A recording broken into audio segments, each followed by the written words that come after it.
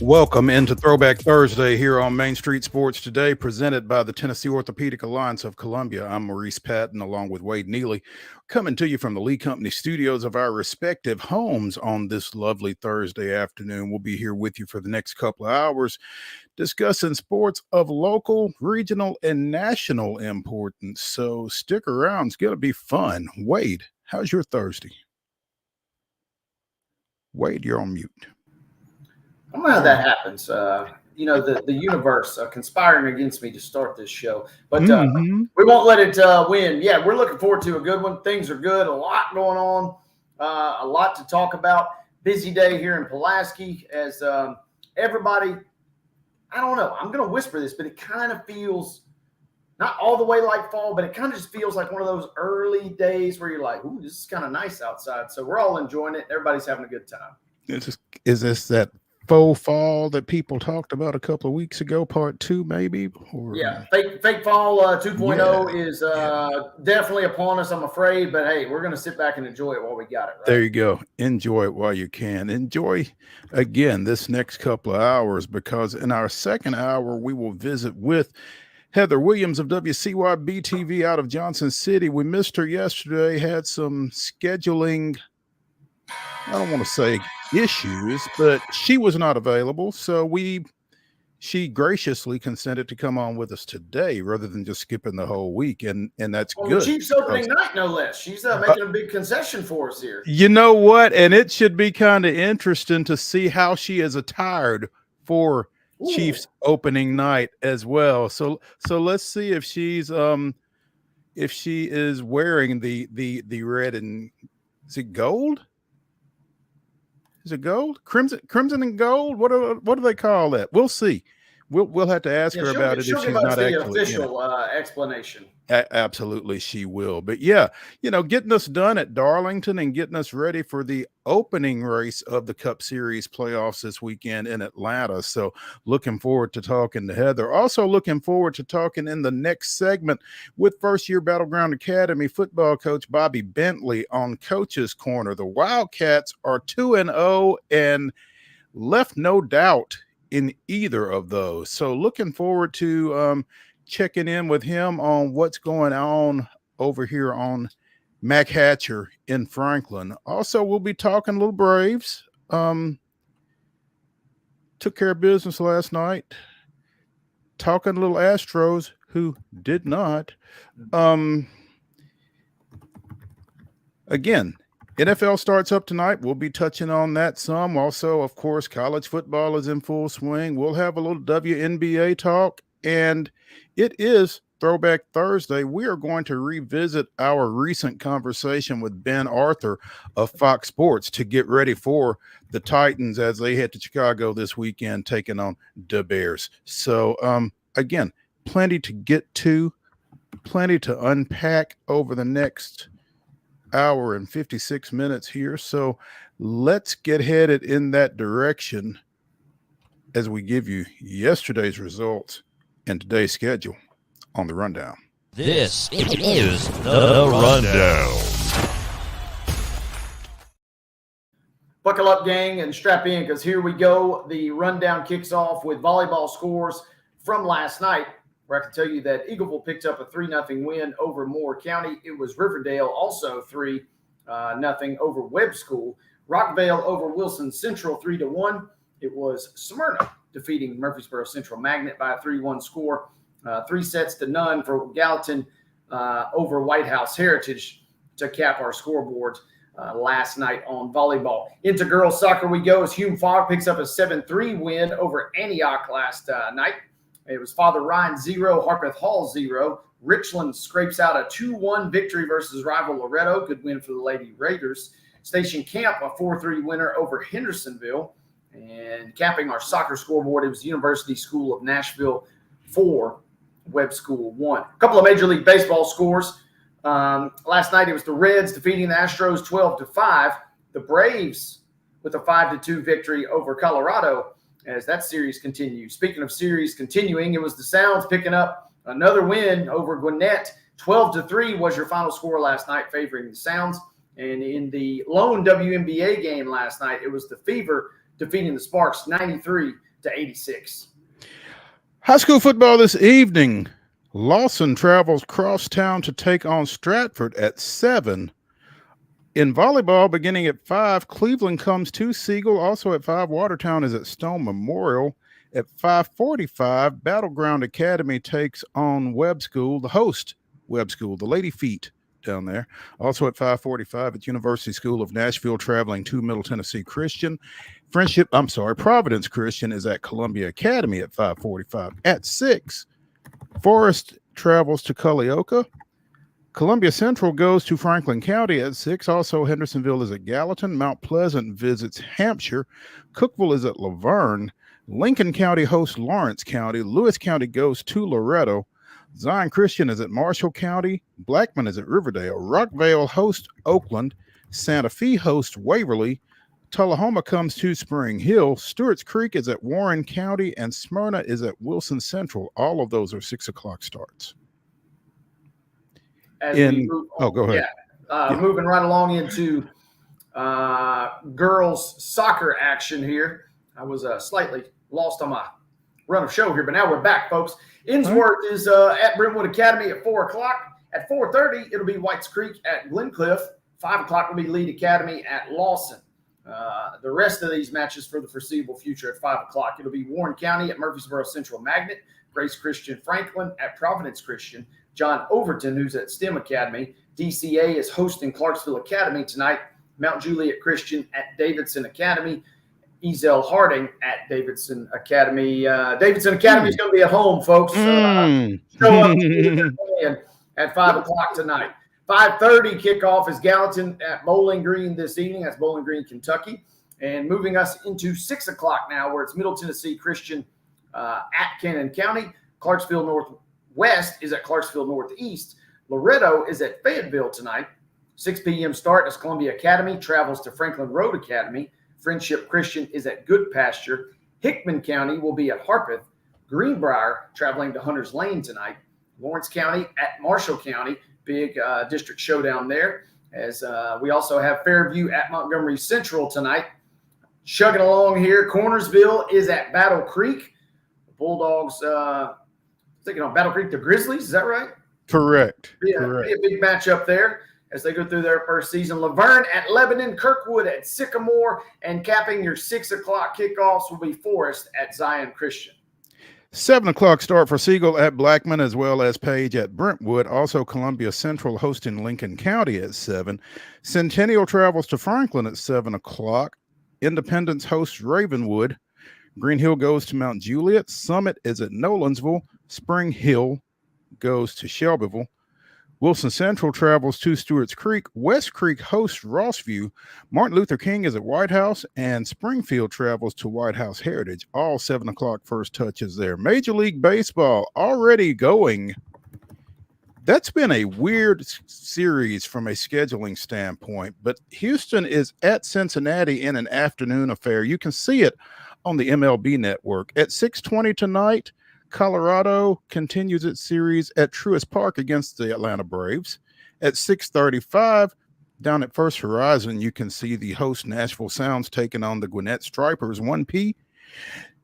WNBA action tonight at 6 o'clock on Amazon Prime. It is the Seattle Storm at the unstoppable force that is the New York Liberty. And at 9 o'clock, the back half of that doubleheader on Amazon Prime, you can see the Washington Mystics at the Phoenix Mercury. Both of those in play for the moment for a postseason berth. NFL action. Yay. The Ravens are at the Chiefs. It's a 7:20 kickoff. It's on NBC. We made it, baby. That, ladies and gentlemen, is your rundown.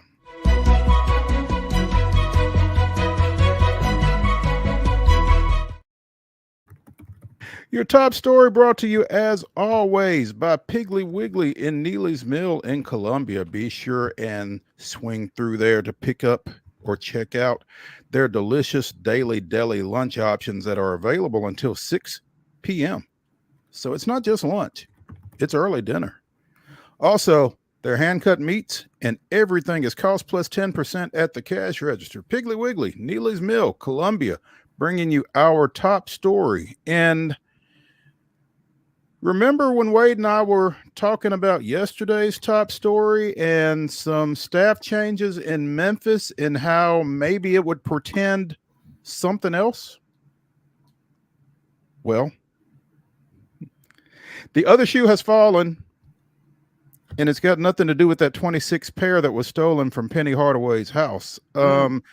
David Cobb of CBS Sports. Letter alleges more NCAA violations against Penny Hardaway as tumult surrounding Memphis basketball increases. An anonymous letter was received in the athletic department at the University of Memphis, alleging multiple rules violations, including that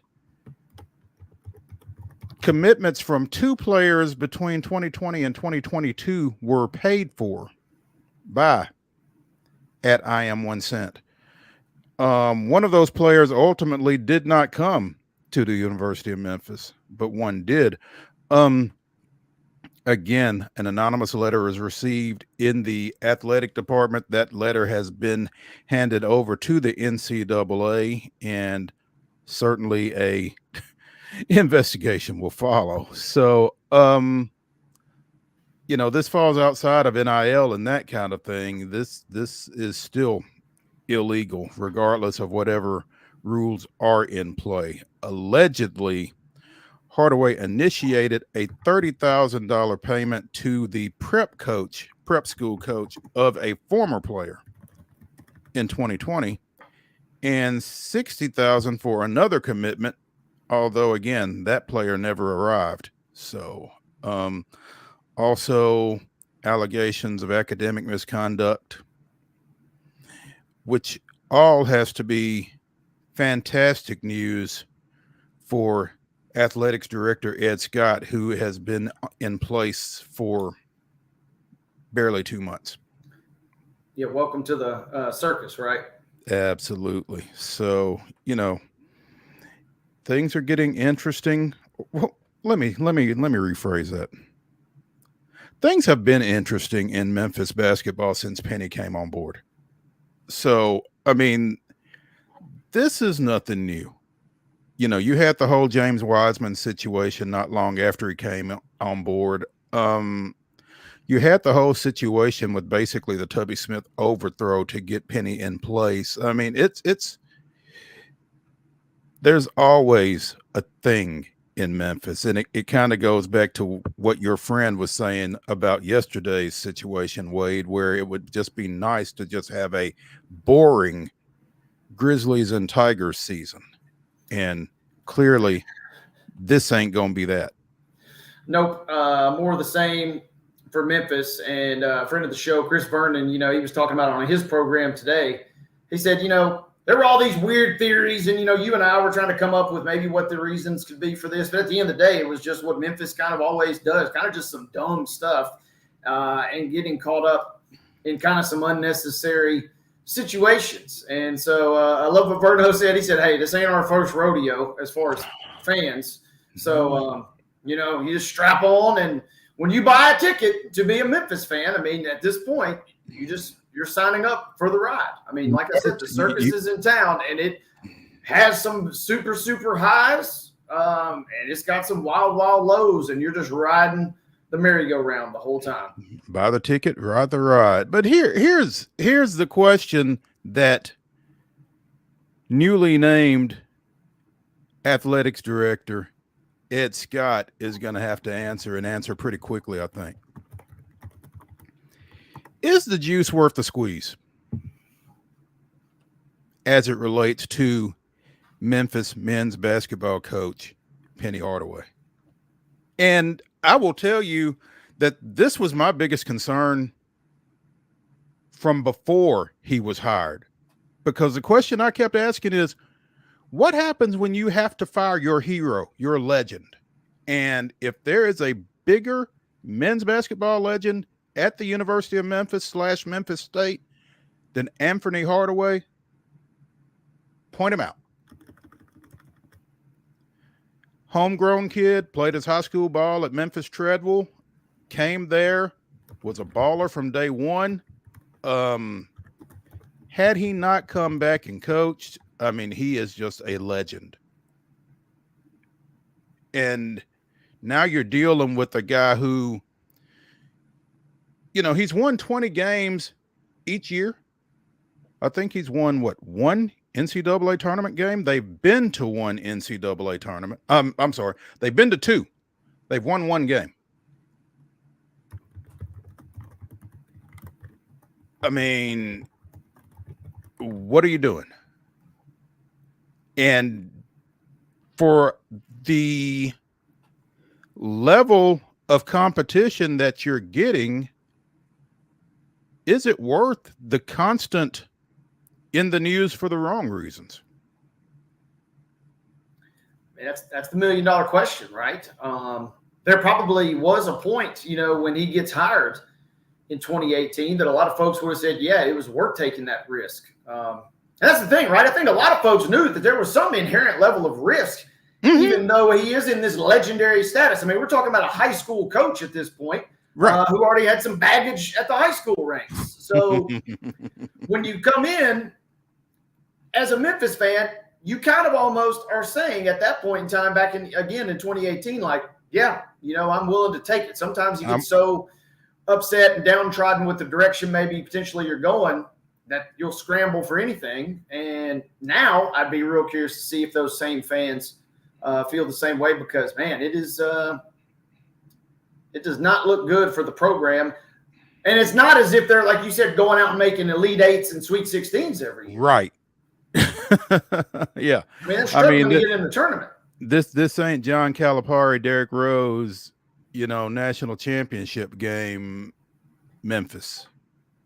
No. And the good thing is Tubby Smith is far too classy to be sitting in High Point, North Carolina, or wherever he is and wondering, how do you like me now? But, you weren't dealing with all this when you were dealing with the bad fit that Tubby was. I mean, is Penny a better fit with all of this?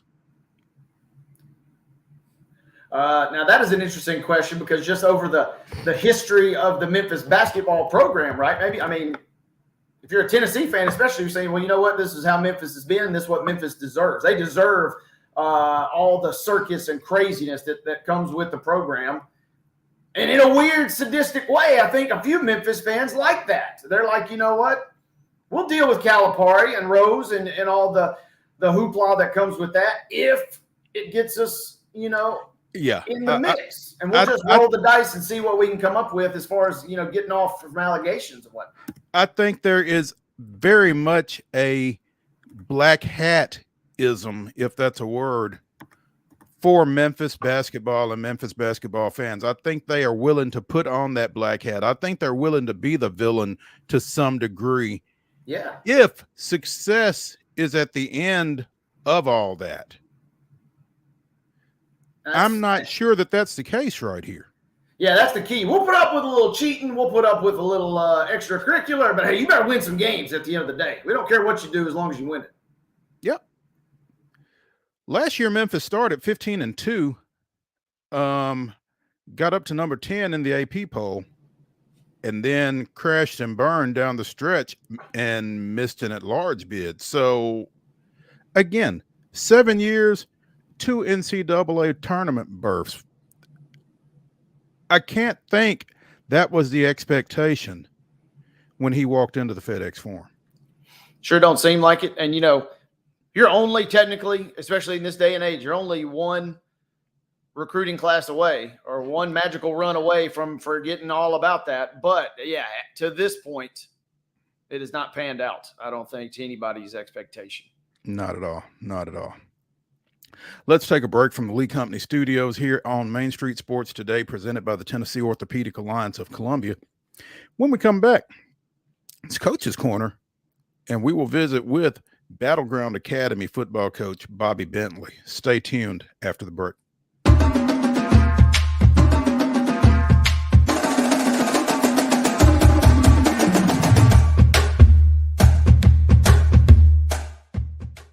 Whether you're an athlete or a weekend warrior, when it comes to your performance, don't settle for anything less than excellence. We're proud to announce that Mid-Tennessee Bone and Joint Clinic is now Tennessee Orthopedic Alliance of Columbia, where we are redefining sports medicine and orthopedics. Tennessee Orthopedic Alliance's team of expert sports medicine physicians understands the unique demands of your body. TOA Columbia specializes in personalized orthopedic care, offering state-of-the-art treatments for everything from sports injuries to joint replacements. Learn more at toacolumbia.com. He shoots, and he scores!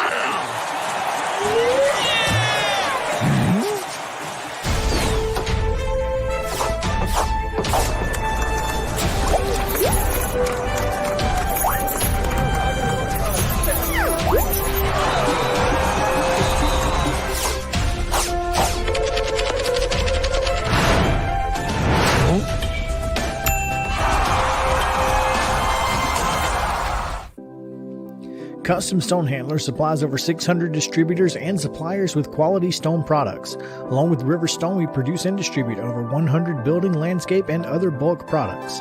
Our goal is to provide quality products, service, and partnerships to ensure our customers' success. We firmly believe that the measure of any person or company is how they treat other people and customers. Give them a call at 931-490-4990 or visit CustomStonehandlers.com.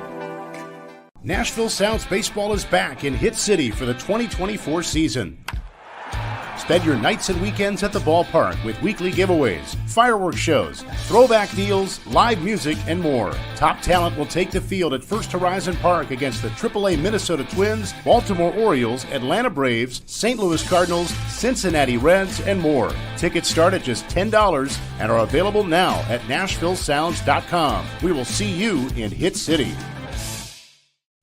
With Lee Company technology, the best handymen are hands-off. Lee Company techs have been using visual findings and other smart technology tools for years to add transparency and virtually take customers along. You see what we see, whether we're in a crawl space or on a roof. With Lee Company, technology helps us help you, no matter what's happening in the world or at your house. We thrive under the lights. A city of performers. Putting on one heck of a show. Headlining night after night. Welcome to Smashville.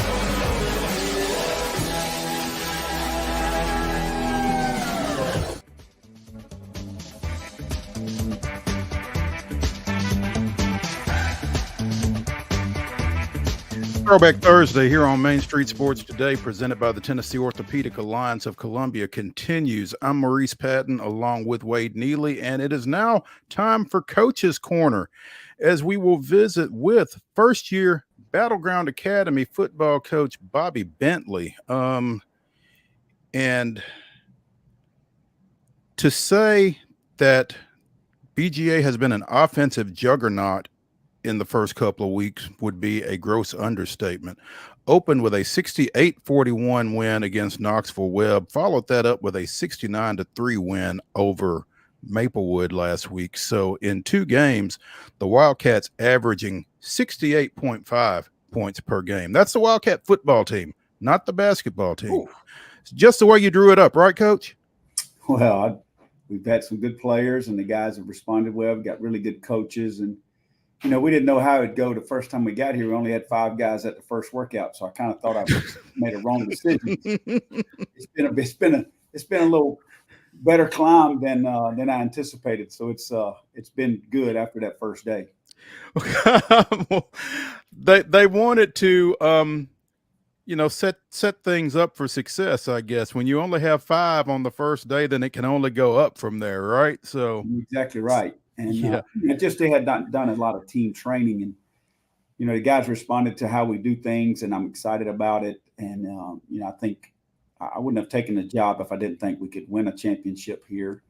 I think the administration's in line to do things the right way, and they're committed to athletics. Because a lot of people talk about being committed to athletics, but then when they get in front of the academic people or the the academic world, they kind of, it's a little different story. But I don't know if that's the case here. I think they believe in what football and athletics can do for our institution, and I'm excited about it.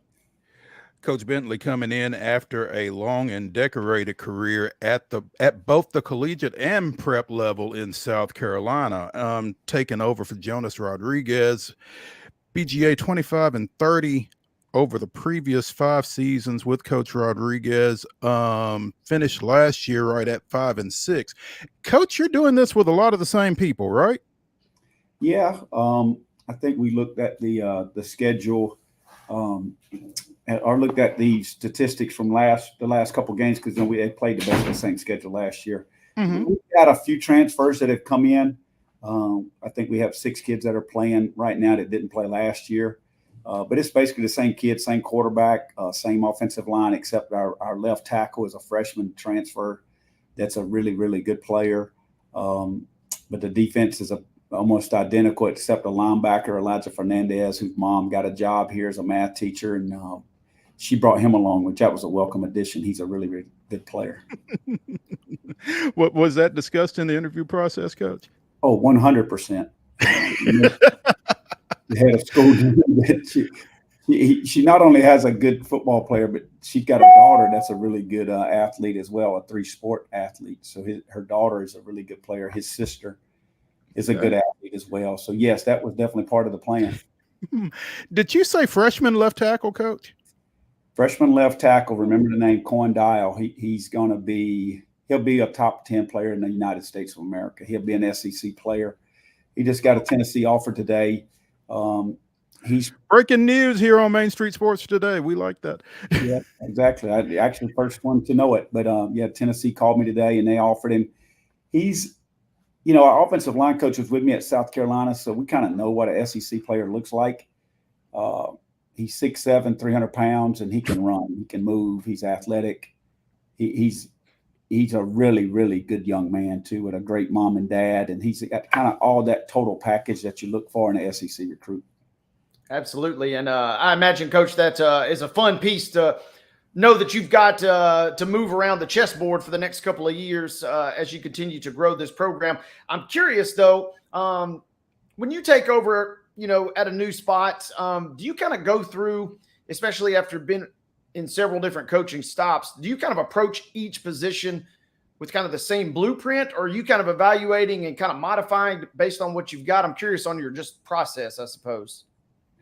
Well, I was a head coach in high school at the age of 25. So, when I was at Burns, we had 28 players my first year. And in my 12th year, we had 200 players. So, we built the program. So we kind of know the blueprint of how to build it. Mm-hmm. Then I moved on to college, and I was only been a high school coach at one place. So, when I moved to college, you want to run this same system, and you have success with the offense. We had trouble stopping people on defense at Presbyterian College, and then I moved on into Auburn. And as a position coach, at Auburn, South Carolina, USF, UCF, when you're a position coach, you don't really have to deal with the big picture as much. And honestly, I'm probably a better big picture guy than I am. And I'm not saying I wasn't a good position coach, but I think I'm a culture guy. I believe in putting the right pieces of the puzzle together, and that's kind of who I am. So to answer your question, I think I'm probably better at it as a head coach than I was as an assistant coach. When you're an assistant coach, you're just working on your little piece of the pie. You're working on your pizza slice.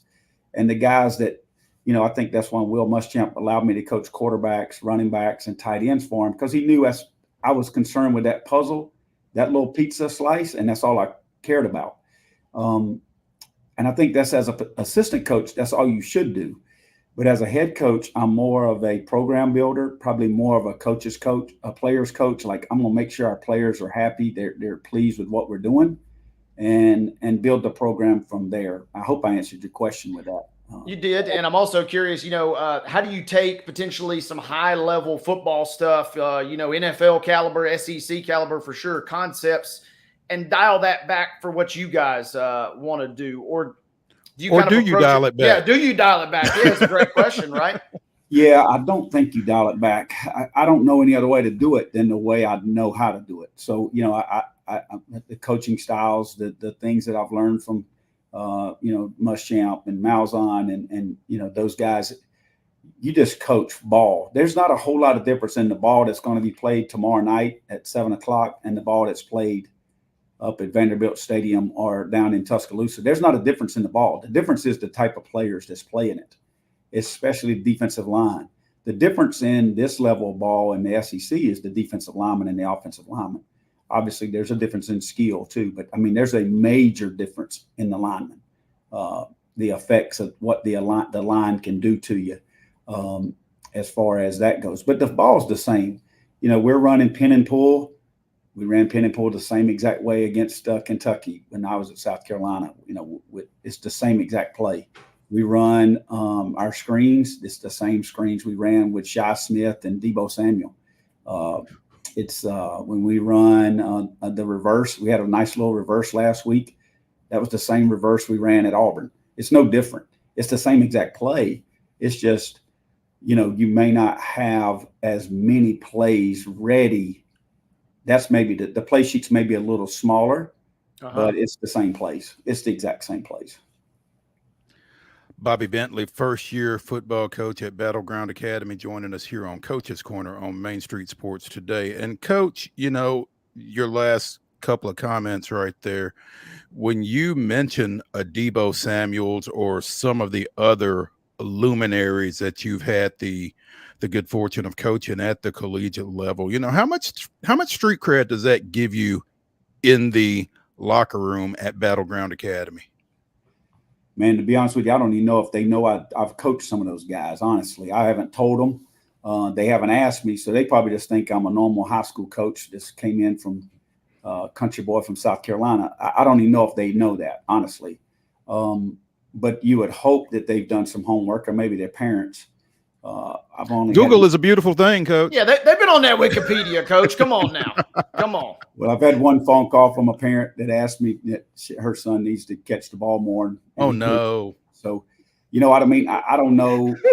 They need to realize that he's on defense and he's not on offense, so he's not really going to be able to catch the ball. Like, you're right. He does need to catch the ball a lot more, and we would love it if he did. Yeah. 100%. So I think it maybe give a little credibility to the parents and knowing that I'm going to do what's best for these kids. And I want these kids to get scholarships. I want these kids to get stats. I want these kids to get the ball, and I want them to lead the area in sacks. I want that. I think that's as a guy who's been a father with kids in a program, I want the guys to lead the area in the statistic board. I want them to get scholarships. I want them to get recruited, because that's how I made it. Is my high school coach helped me get to where I couldn't go myself.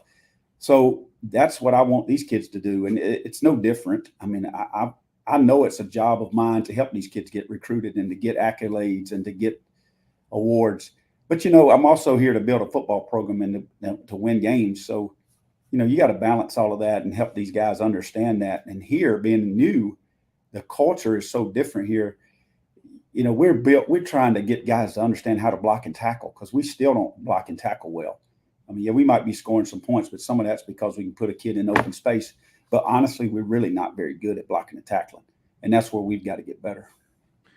Coach, you mentioned being a country boy from South Carolina. What brings a country boy from South Carolina to Nashville in the Middle Tennessee area to take over a program that had struggled before you got here? Yeah, I've been asked that a lot. Sincerely, it's really a wild story. But I recruited Nashville and Memphis at South Carolina. Coach Muschamp wanted me to recruit Nashville and Memphis. He didn't really want me to spend any time in any other areas. A little bit of Chattanooga. He wanted me to hit that. But the bottom line was he wanted me to hit it in a couple areas and try to get us a couple players. Because, Tennessee is getting to where there's some good players here now, and probably more than maybe was in the past. So I was familiar with the private school setting in this region, and that there's a lot of resources here and a lot of good talent here. And, I was here when Rock Batten's here. I recruited Garnett Hollis. So I kind of knew the talent level that was here. I knew the resources that were here. But the basketball coach at BGA is Trey Meyer. His dad and I are good friends, Rick Meyer. Rick Meyer runs the youth league down in North Augusta, Georgia, which is in North Augusta, South Carolina. Mm-hmm. And, I had visited that program and studied with Rick. So he had called me. I was about ready to retire. I've got my retirement from South Carolina. So I had finished up at UCF, and I had told Gus I was probably done. So I was sitting at the house with my wife. I go to lift weights for an hour. I work out for about an hour, and then, you do yard work for an hour. And then you maybe sit with her and watch a TV show for an hour. There's about 20 more hours left in the day, and I was getting bored. So Trey Meyer's dad called me, Rick Meyer, and asked me, he said, "Man, would you be interested in that job at Battleground Academy? My son, Trey, is the basketball coach there. Would you be interested?" I said, "Yeah, man, I would be interested if the thing's right. If it's, they're going to help me bring in a staff, but I'd be interested." So make a long story short, we kind of got to talking to the administration, and they're committed to building a program here. So that's why I was interested. And my wife loves country music. So it kind of fit. It kind of hit because she wasn't going to leave Tampa, Florida for anywhere. So she left Tampa and we moved to Franklin. So we're excited about it. Well, I can understand not leaving Tampa, and I hope she's still happy. But I've heard a lot of different reasons for, coming to this area, and everybody seems to want to be here. And that's interesting. I've got a good friend that's on your staff. You don't know it, but Jack Pittman and I were at Middle Tennessee State at the same time, and we were talking the other night, and he just said that, quote, "One of the best coaches I have ever seen implementing his offense." And you talk about getting guys in space and that kind of thing. Again, to be able to do what you've done on the offensive side of the ball in this relatively short period of time, I guess that was kind of what you expected to do. Yeah, I mean, I didn't expect any different. I think the biggest surprise is this quarterback, Caden Marable. He's pretty good. He can run, and honestly, he's very, very intelligent. He may be one of the smartest kids photographically that I've ever coached. He has a photographic mind. He has as good a memory as I've ever been around. He can regurgitate the game play by play for you. Like we had a 7-on-7 game this summer, and he memorized the plays all the way up to play 18. He knew the play call, he knew the coverage, and he knew where he went with the ball. We kind of played a game with him on the way home on the bus, and he was 18 for 18 in knowing the play, the coverage, and where he went with the ball. Our defense coordinator teaches him in physics class, and he says the same thing about this man. This kid's very intelligent, man, and he's fun to coach because if I tell him something, I better make sure I tell him right the first time. I can't do it. I meant this, because he's going to verbatim regurgitate what you told him. He's almost in a way at a genius level, to be honest with you, in reference to that. And the fact that he can run helps too. That's probably been the biggest surprise. Our offensive line has been doing well. Our center is a really good player, Zach Miller. He's really responded well. Arnett Hayes is a receiver that, honestly, he's instant offense. All you got to do is get him the ball. It looks like I know what I'm doing when that happens. And, when you got that guy, a guy like him, it's just yardage adding up. And you have some guys around him that are very good players. And, Locke Kennedy's been a great addition. He was at IMG. He came back home. His family's from here. His brother's on the team. So that's been a big positive step for us. Fletcher Fields has been a great addition. Offensively, there's some pieces in the puzzle where this running back, Ethan Kellum, he's a good player too. He transferred from Florida. His dad is a doctor here in Nashville. And, so he came back to his parents and here and that's been a great addition too, because we not only can throw the ball, I think we can run the ball with this kid. Marable, just a junior. I would imagine that's pretty attractive for a first-year coach as well, on top of everything else. Yeah, and we got another quarterback, Bo Bryan, who's a 10th grader, who's a good player too. So, those guys have been fun for me because, honestly, that's really what I do at practice. I coach quarterbacks. I probably get credit for a little too much, but I like to coach quarterbacks and scheme up plays. And those guys can do it because they're smart enough and athletic enough to run them. Coach, I was also curious, since you mentioned quarterbacks, wouldn't it be nice, though, if you could maybe hire a really talented coordinator, maybe a guy by the name of Jake Bentley? How much film, how much chatter do you guys talk about as you kind of keep tabs on him over in South Carolina, I believe, still, right? We talk a lot. Matter of fact, we were doing our play sheet last night, and he called. And, my other son, Schuler, is the quarterback coach at Charleston Southern University. So we were calling about plays and calling about designs and things to run on third down. Got to see Jake's game last Saturday. I got to go back down to South Carolina and see him play. And, he's coaching quarterbacks. He's doing our quarterback camps around the country. And that's what he's kind of, when he left college, that's what he wants to do, is be a quarterback, coach and quarterback trainer. We get to talk a lot, and it's great that all the boys are involved with football. My oldest son, Chase, is at Rutgers. He's the speed and strength coach up there. And my youngest son, Brooks, is at Wingate University. He's a sophomore quarterback, and they had a big win against UNC Pembroke Saturday. So, it's good that the family's involved with football. It's kind of crazy in that we don't get to see each other much during football season now because we're all in different spots. But we all stream each other's games, and we all talk about each other's plays. I love it. Bobby Bentley, first-year Battleground Academy football coach. Not first-year coach, but first year at Battleground Academy, obviously, because he has a deep and varied coaching background, again, both at the high school and collegiate level. Coach, you guys getting ready for a big one tomorrow night against Nashville Christian, and you talk about quarterbacks. It's obviously a quarterback-driven sport. Nashville Christian, you guys travel over there to Sawyer Brown Road. Sawyer Brown Road. That's a name that your wife is probably familiar with. But Jared Curtis, the commit to Georgia over there. I'm sure you've seen him on film. As quarterbacks go, what do you think of him? He's a good player. He's got a good arm. He's got good athleticism. Makes good decisions. Protects the ball. He's a handful. It's going to be fun to compete against him because he's a very good player. What do you guys have to do to maybe slow him down a little bit and give yourselves a chance to get to 3-0 tomorrow night?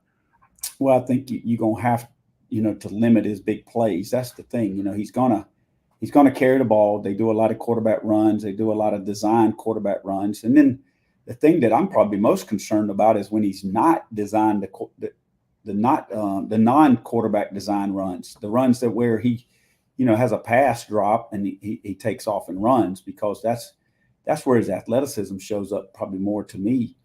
But he's a good player, man, and they do a good job with him. And it's a major obstacle for you to deal with him. Coach, we appreciate you taking some time with us this afternoon. Wish you luck tomorrow night over there at NCS, and look forward to catching up with you again later on in the season. Thank you. The game's at BGA. We've got. Oh, it is at BGA. My fault. It's okay. No, that's a big thing for us. Hopefully, it'll be one of the big games that we have been able to host here, and we're excited. And thank you for having me on. And I appreciate what you do for high school sports. Well, I appreciate you corrected me on that, because we certainly don't want to be sending folks out to Bellevue unnecessarily. So, yeah, that's at your place tomorrow. So, good luck with that one. We'll catch up. Coach. Thank you, man. All right. Hey, before we get out of this segment, we need to hand out some awards. Let's start with the Custom Stone Handlers Team of the Week. Besides the military, athletics is one of your biggest team building experiences. Custom Stone Handlers invites you to get in the game, and the Custom Stone Handlers Into Win Life Team of the Week, the Mount Pleasant Tigers, coming off of their 34-20 win over Spring Hill last week. Getting to 2-0, getting ready to open Region 5 2A action this weekend down at Waverly. There we go. So the Mount Pleasant Tigers, our Custom Stone Handlers Into Win Life Team of the Week, and the Tennessee Orthopedic Alliance of Columbia Athlete of the Week. Speaking of Mount Pleasant, Jakari McClure, 21 carries, 97 yards, 2 rushing touchdowns last week. Also had a passing touchdown to his younger brother, Jaden. First time they had hooked up in a high school game, and it went for 6. So Jakari, the senior, McClure, our Tennessee Orthopedic Alliance of Columbia's Athlete of the Week. And need to mention, Coach's Corner is brought to you by 10 Pin Alley. Eat, play, what is it? Party. Thank you. Coming in clutch. Eat, play, party. 10 Pin Alley. They're a new sponsor for us, and I'm still getting used to it. But hey, I only went off muscle memory from what I've personally experienced at 10 Pin Alley. Well, there you go. I played and I've partied. So you've eaten, you've played, and you've partied. So yeah, mission natural, accomplished for sure. at 10 Pin Alley. Hey, let's take a much-needed break here on Main Street Sports Today, presented by TOA of Columbia. When we come back, we'll talk a little baseball. Stay tuned.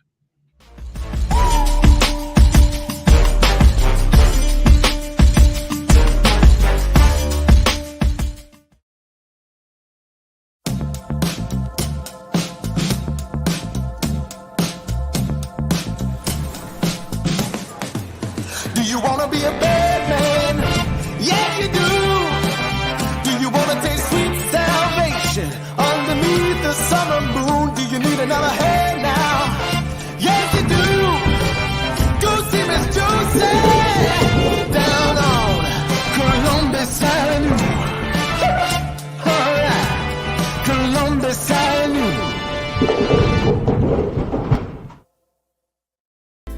Welcome to JHA Company, your trusted scholastic partner. We continue to serve schools with yearbooks, letter jackets, and graduation regalia. But now we offer so much more. Our school photography division offers high-quality images that capture the spirit and energy of your students and staff. Let us help build your identity, creating a cohesive look that represents your school's values and traditions. Our e-commerce solutions make it easy for schools to manage and sell their branded apparel online. Let's work together to make every school year unforgettable. Visit our website or contact us today to learn more.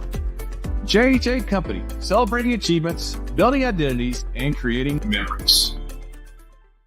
Robertson County Chancery Court is hosting an in-person court auction Saturday, September 7th at 10 a.m. Buy up to 9.46 acres of beautiful Robertson County land, selling in 2 tracts. Each tract includes water and approved soil areas. Located at 4637 Boyd Holland Road. Join us Saturday, September 7th at 10 a.m. Sale subject to court approval. For more details, call 615-384-5650 today.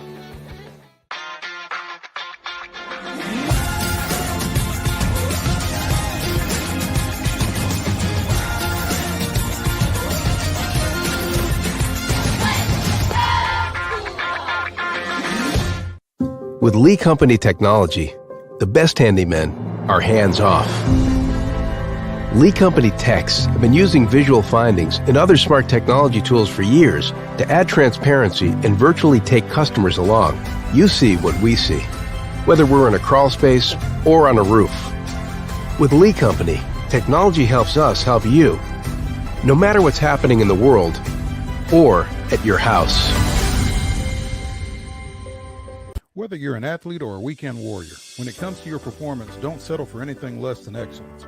We're proud to announce that Mid-Tennessee Bone and Joint Clinic is now Tennessee Orthopedic Alliance of Columbia, where we are redefining sports medicine and orthopedics. Tennessee Orthopedic Alliance's team of expert sports medicine physicians understands the unique demands of your body. TOA Columbia specializes in personalized orthopedic care, offering state-of-the-art treatments for everything from sports injuries to joint replacements. Learn more at toacolumbia.com.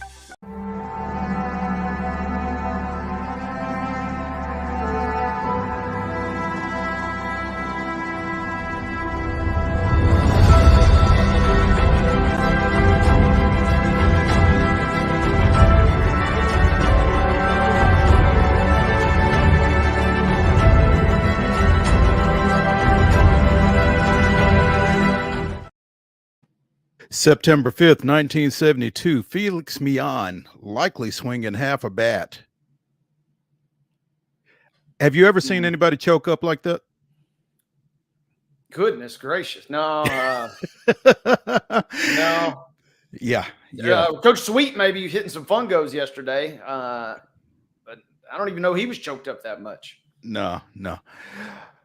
Felix Millan went 5 for 5 and scored a run as the Braves won 5-3 at Houston. The pesky Millan singled 5 times, but only crossed the plate in the third inning on Earl Williams' one out base hit as the not very good Braves stranded 12, while improving to 61 and 72 with the victory. Williams, Oscar Brown, and Marty Perez each had a pair of hits in the win. Pat Jarvis went 7 innings and went to 11 and 7, and Cecil Upshaw got his 12th save. That was this day in Braves history. Yeah, man. I over that offseason between 72 and 73, Millan was traded to the Mets, and that's when I first remember seeing him. And I think I probably had his baseball card, probably the one that Mark just threw up on the screen right there. And every now and then you try to imitate that. I mean, he was nearly up to the brand. That's wild. That's one of the wilder things I've ever seen in baseball.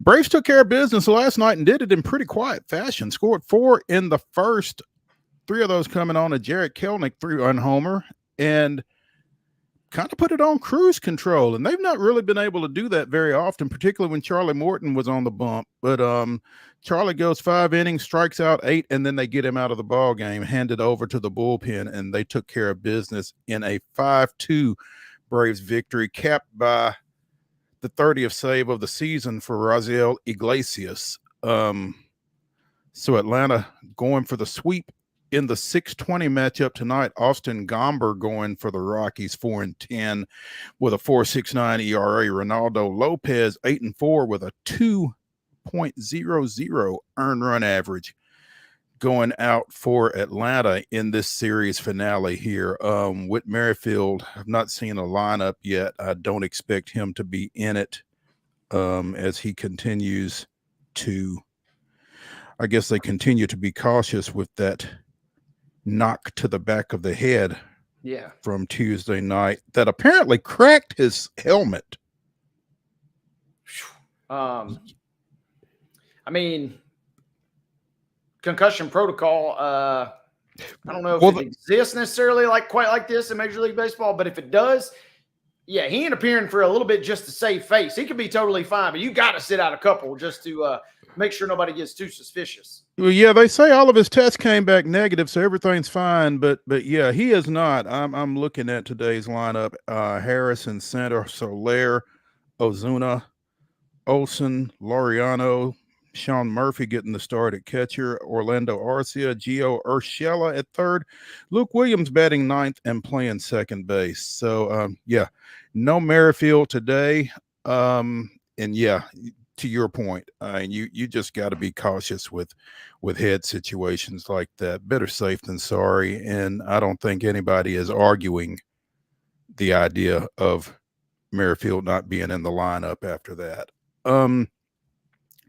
Wade, yesterday evening, I sent you a tweet, or I retweeted you a tweet announcing Spencer Adighetti as the American League rookie pitcher of the month. Yeah, they had to go pretty niche, but he is on the receiving end of one finally. Yeah, he was the American League Rookie of the Month for August. He will not be the American League Rookie of the Month for September, giving up 9 first-inning runs to Cincinnati in an eventual 12-5 Astros loss. Started with a Jonathan India solo home run and never got any better, really. So I guess he did get out of the inning, but or did he? Got out of the inning, yeah. Went to the clubhouse, got a little Skyline chili on the noodles, and move on to the next one. Kind of like Houston, they lose today 1-0 too, so they kind of just that one's over. Good Lord, when did they start? 11? 11 or noon, I suppose maybe. It was 1-0, so they were going pretty quick. Yeah, not a great series by any stretch. You sweep the Royals, you're feeling good. They were playing some great ball, and then you get swept by the Reds, who are not very good. So it's kind of how baseball is. The good news for Houston is Seattle ain't exactly lighting it up. They're kind of still lingering in the mix, but Houston is still a pretty prohibitive favorite to win the division. But you certainly would like to win those games and give yourself a little confidence coming down the stretch here. For the record, Arrighetti goes 2/3 of an inning, 6 hits, 9 runs, all earned, 3 walks, no strikeouts. So did not get out of the first before he went and got him some skyline. But tough one. But I mean, it happens to rookies all the time. Yeah, and he's kind of played way better, I think, than a lot of Astros fans would have initially. I had no clue anything about this guy coming into the season, and then he was kind of just thrown in due to all the injuries. Right. And he kind of sink or swim. He was sinking for a little bit there, and then he kind of started picking it up. And, yeah, he was part of that staff in August that was just insane as Houston kind of got all the momentum that they potentially, depending on how the rest of this month goes, needed. Mm-hmm. And he was a big key in that. So he's kind of come a long way in a short amount of time for sure. 10 games over 500, the Astros are still atop the West. And, you don't want to go into coast mode, like you said, but 5 up on the Mariners. So unless they just completely implode, you feel good about their chances here the rest of the way. Would think so. Yeah, Fangraphs has them 96%, 97% almost to win the division. So it's going to take them falling back, but it's also going to take Seattle kind of getting going because they've kind of been back and forth the last couple of weeks. And again, Seattle a couple of weeks removed from a managerial change. So we've already kind of seen them press the panic button. So, if Houston can just kind of hold it in the road here the rest of the way, they should be okay. Cubs. Big night last night, 12-0 win over Pittsburgh. And as we've talked from time to time, they might have squandered some of that offense because Shota Imanaga, Nate Pearson, and Porter Hodge with the combined no-hitter for the Cubs. First no at Wrigley Field since 1972, I think I saw. Wow. Yeah. So big win for them. 4th no-hitter of the season at the major league level, the first combined no-hitter.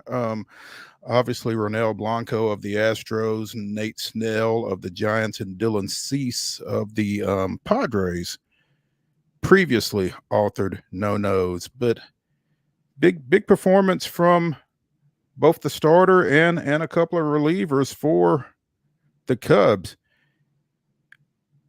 Imanaga goes 7, throws 95 pitches, and then they turn it over to the bullpen, an inning each out of Pearson and Hodge. So, 95 pitches, you could probably make an argument for letting him at least come out for the 8th, especially a 31-year-old. But I guess they chose to err on the side of caution, Craig Counsell and his coaching staff. So, yeah. If I remember correctly, he was limited, I think, a little bit with some injuries earlier this season because he was a guy that a lot of folks had cast for that Rookie of the Year after coming over from Japan with the Cubs in his first season here before Skeens got involved in that middle of the summer there. So he gets back. It was interesting, though, because, man, I did not hear a single thing about this. That game had to have been over for at least an hour and a half before I finally caught wind that it went down. And I've got several Cubs fans in my life, and I didn't hear a peep from anybody last night. And they're in the mix. It's not as if they're in the bottom of the division. Yeah. I heard nothing from any of that. Imanaga has not gotten an out in the 8th inning this season and has not thrown more than 103 pitches in a game. So this is pretty much the modus operandi for the Cubs as it relates to him. 7 innings and hit the showers, bro. But last no-hitter by the Cubs was 3 years ago, June 24th, 2021, also a combined event. Zach Davies, Ryan Tepera, Andrew Chafin, and Craig Kimbrell against the Dodgers at Dodger Stadium. And again, it was their first no-hitter at Wrigley since Milt Pappas no-hit the Padres on September 2nd, 1972. My sister's second. Oh, did I say that out loud? Yeah, never mind. Pappas was 1 out from a perfect game. I'm sorry, 1 pitch from a perfect game when Bruce Fleming called ball 4 on a 3-2 count to Larry Stahl. So Pappas goes 8 2/3 perfect, walks a guy, then gets a pop out to complete the no-no. Wow. That's pretty clutch. That's almost as good as the Loretto Columbia Academy game that I saw Ryan Weathers throw down at Hawkins Field, where he went 6 2/3, no hit a guy, and then picked him off before he threw another pitch to end the game. So, hey, that's his efficiency at its finest. I thought you were going to say that's some of the best pitching we've seen since Ludacris was on the mound last night for the Braves, for bobblehead night. You kind of threw me for a curveball there. I swear I thought that's where you were going. With the big arms? Man, he had the get back arms. Like, man, it was he was bringing it. That's one way to put it for sure. Ludicrous. That was awesome. Hour number 1 of Throwback Thursday here on Main Street Sports today is a wrap. When we return to the Lee Company studios, we will go to Throwback Thursday and our segment with Ben Arthur of Fox Sports, talking a little Tennessee Titans, talking a little AFC South as the season is now here. So come back after this break.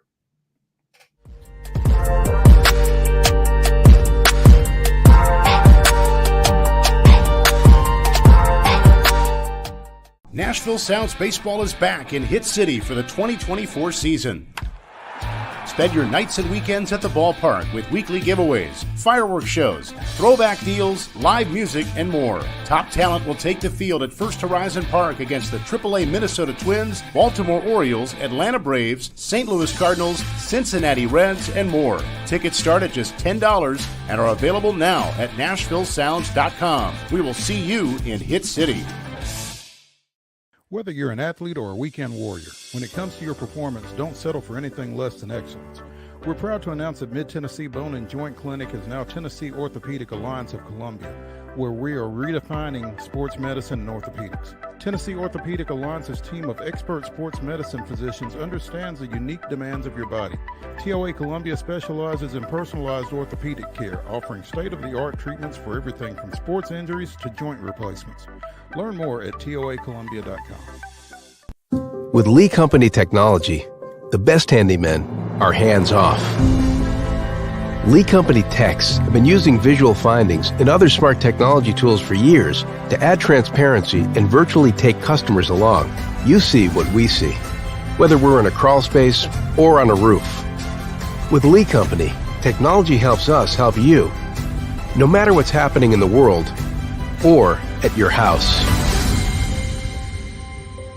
Jones & Lang Sporting Goods here in Columbia has been outfitting teams, officials, and anybody else from T-ball to college for 50 plus years. Be sure and check them out at 931-388-8060 or online at jonesandlang.com. Jones & Lang Sporting Goods, the look of a winner. Zion Christian Academy, zioneagles.org or 931-388-5731. You can schedule your appointment. Go tour their campus. It is beautiful over there, and you're definitely going to want to see it. Again, it's zioneagles.org. Give them a call, 931-388-5731, and schedule your tour today.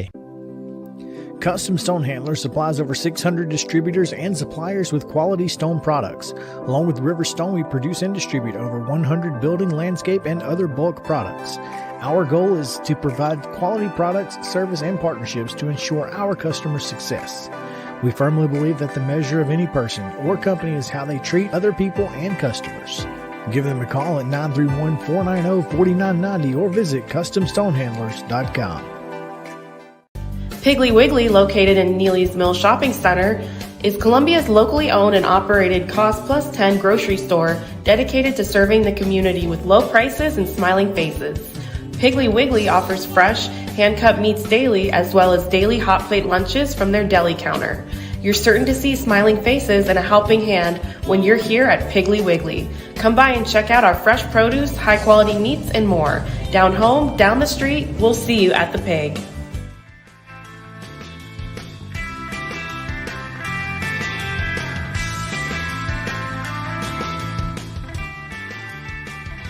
Joined now by FoxSports.com's Ben Arthur, who spends the bulk of his time covering and analyzing the AFC South, which includes the Titans. Ben, good afternoon. Good afternoon. It's been a minute, guys. How are you doing? It has been a minute, man. We've missed you. And we've tried to get up with you, but man, you have been on the go and busy. And again, you cover the AFC South, so it's not just the Tennessee Titans. So wanted to get a couple of reactions from you after a couple of Titans games. It's like, well, I wasn't there, so but I know you've had a chance to kind of analyze their cuts and what they did to get down to 53 yesterday and that kind of thing. And what are your thoughts about the roster as constructed? What are your thoughts about some of the decisions they had to make to get to where they've gotten to as of right now? Subject to change. Subject to change is the big one, right? Because you look at some of the numbers, like 5 tight ends. I know they're a little bit low on the offensive, not offensive, outside linebacker, defensive line. I think they could maybe use another body or two. So the numbers are still going to change. And the Ernest Jones trade with the Rams looks like hasn't been officially processed. So there are going to be some changes there, and excited. At least I think if you're a Titans person, you should be excited about that Ernest Jones move, because that inside linebacker room was a bit of a concern, right? And even before Chance Campbell got hurt and all that. So I think that's going to be a good move for them. But yeah, overall, like you said, kind of subject to change. That they claimed a couple guys today. I know Rashad Weaver, who's been around for the last few years, former 4th-round pick, he was waived.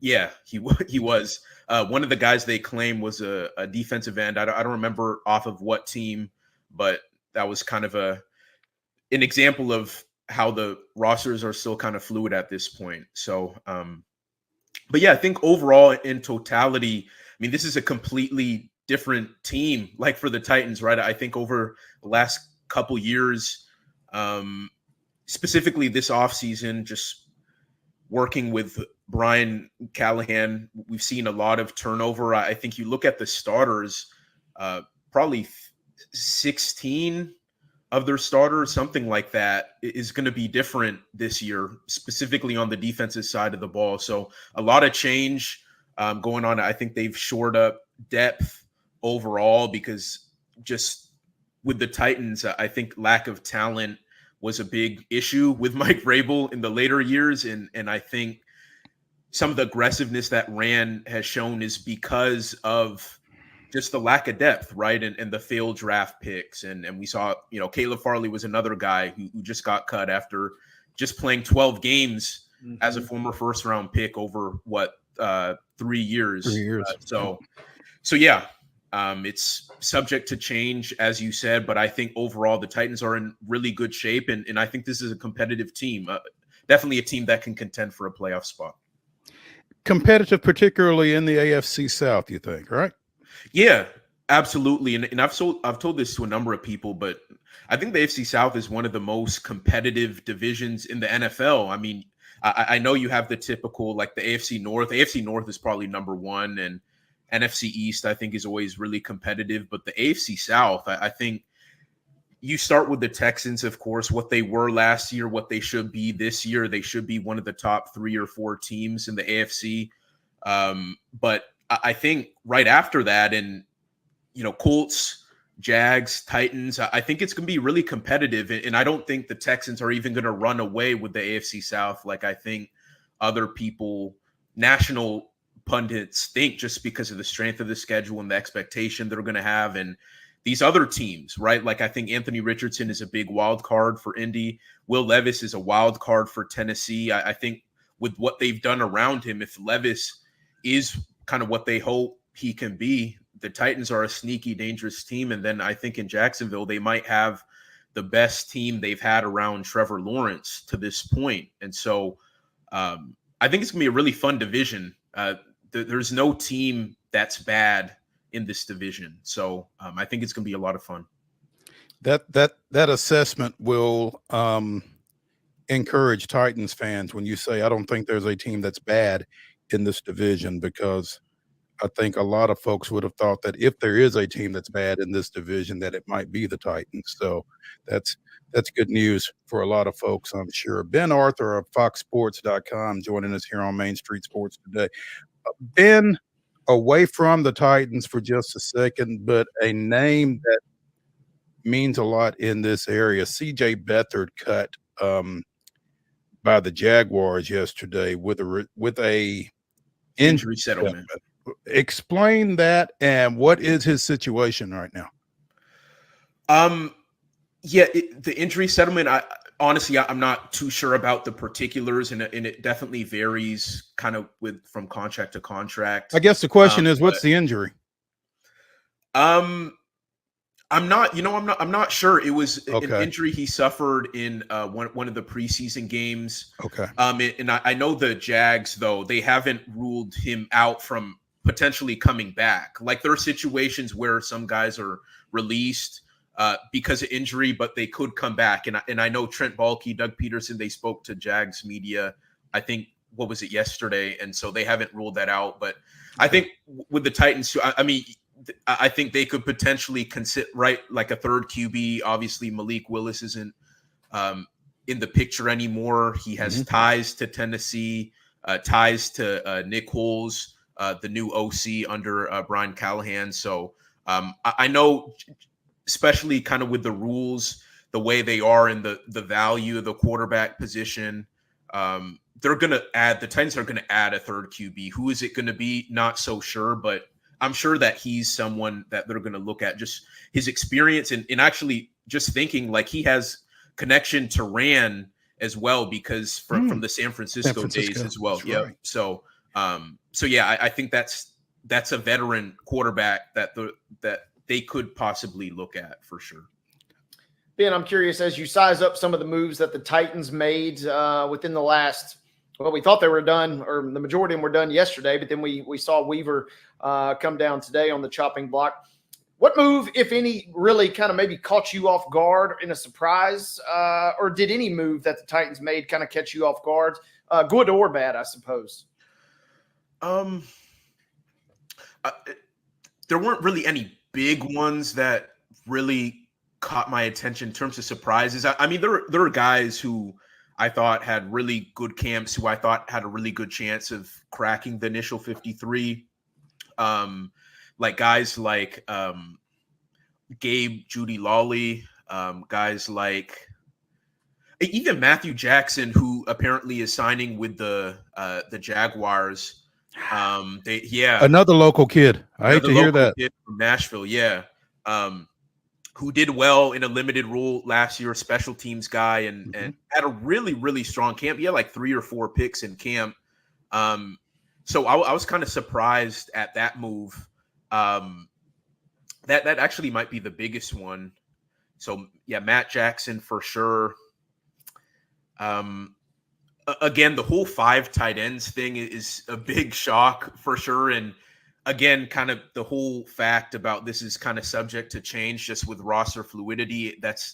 I find it very hard to believe the Titans will carry 5 tight ends into the season. I mean, it just doesn't make sense. And especially with the way Callahan, at least in Cincinnati, we saw them use their tight ends. It just doesn't really make much sense. So I expect some more shuffling there.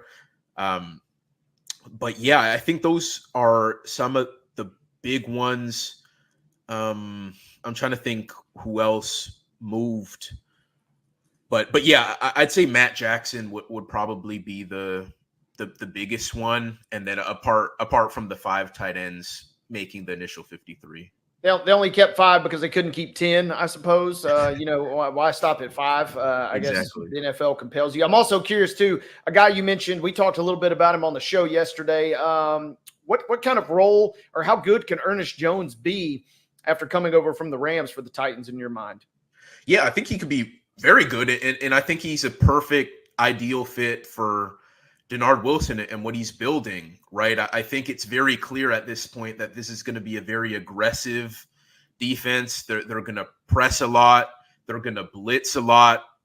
Just honestly, like from the practices I saw in training camp, watching Kenneth Murray, and I know he had his ups and downs in with the Chargers being a former first-round pick, but it feels like he's just rejuvenated playing in Denard Wilson's defense, because I feel like he's really able to cut loose and blitz and attack the way I think is what made him kind of that first-round pick. He was coming out of Oklahoma, and I think Ernest Jones is another guy who fits really well, complements Kenneth Murray and Jack Gibbons really well. I think he had 4.5 sacks as a Mike, inside linebacker last year, over 140 tackles last year. So I like it a lot. And again, inside linebacker was a concern for the Titans pretty much the whole offseason. And then with Cedric Gray to this point, not really being out there at all, fourth round pick. And they've just needed another guy there and to get one in Ernest Jones, who is definitely above average starting caliber inside linebacker. I think it's going to help a lot. And you look at all these moves they've made on defense, and they're not playing around, right? They've really added a lot of veterans, guys who've played a lot to that defense. And just Ernest Jones is just kind of the latest. So I like the move. And it feels like of those guys that they've added on defense, Ben, it doesn't feel like there's a whole lot of downside to adding them. Most of them are veterans with, past records and that kind of thing. And you feel like, as we've talked with other folks about the Titans, they're going to elevate this defense just because it wasn't especially great previously. Yeah. And I think it all kind of goes back to what the Titans are trying to build and giving Will Levis. I know he's the quarterback and on offense, but I think you want to give your young quarterback kind of the best possible team around him, right? And I think for these couple years, 1-2 seasons, however, we don't know how long some of these guys will be around Tennessee, but I think they've done a really good job of propping up this team, propping up the defense, and hopefully, and again, this goes back to how bad the Titans were drafting the past few years, which made these kind of moves necessary, right? It's why you have to get a L'Jarius Sneed, because Caleb Farley didn't pan out. It's why you have to give Calvin Ridley $92 million, because Treylon Burks didn't pan out. It's all these guys you're adding to fill out the roster, because the draft picks that were supposed to be ascending into these roles by this time aren't there, or they're not on the team, period.